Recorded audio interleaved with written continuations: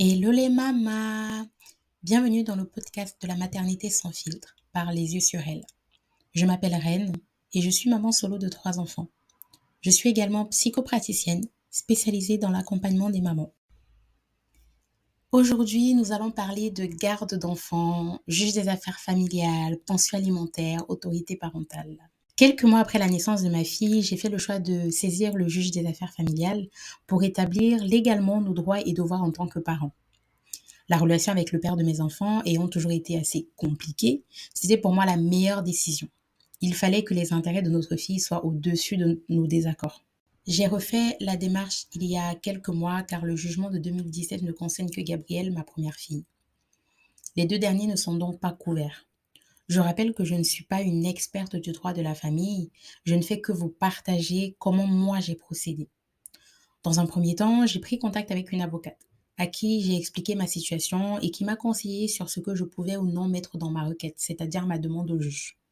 Par exemple, elle m'a déconseillé de demander l'autorité parentale exclusive, même s'il était totalement absent, je parle du papa, parce que cela aurait envoyé le message que je veux couper le lien entre ma fille et son père, même si à ce moment-là, en réalité, il n'y en avait pas vraiment de lien.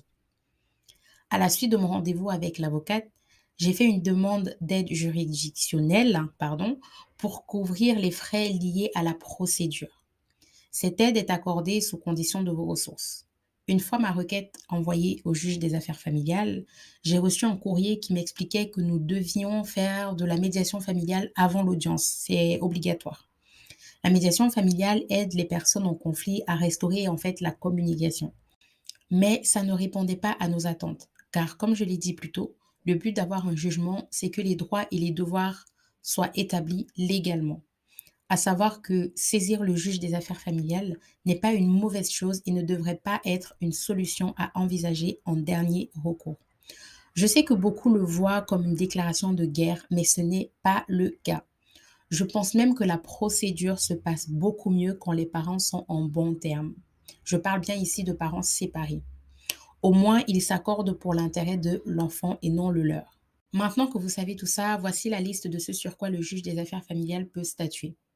L'autorité parentale, la garde, si elle est exclusive, alternée, partagée, les droits de visite et d'hébergement, le montant de la pension alimentaire. Je vous conseille de bien vous renseigner auprès de votre avocat pour connaître les différentes options et choisir la plus adéquate. Autre information importante, c'est qu'une fois le jugement est rendu, rien ne vous oblige à le suivre. Il intervient lorsque les parents n'arrivent pas à se mettre d'accord. Donc, si les parents le souhaitent, ils peuvent mettre en place un fonctionnement plus flexible qui leur convient mieux, hors pension alimentaire bien sûr. Ce qui m'amène à mon dernier point. Un jugement qui fixe la pension alimentaire est demandé quand vous percevez des allocations de la CAF, notamment l'allocation de soutien familial. Vous devez justifier que vous avez soit un jugement à venir, soit un jugement rendu, soit une convention parentale. Dans quel cas, vous risquez de perdre vos aides. Voilà les mamas, je pense avoir fait le tour de la question. Ce qu'il faut retenir, c'est que ce n'est pas une déclaration de guerre, mais vous pensez au bien-être de votre enfant et au vôtre aussi. Être en conflit avec le coparent n'a rien d'amusant ni d'apaisant. J'ai peut-être oublié certains détails, donc si vous avez des questions, vous pouvez me contacter sur mon Instagram les yeux sur elle ou encore vous rapprocher d'un professionnel du droit de la famille.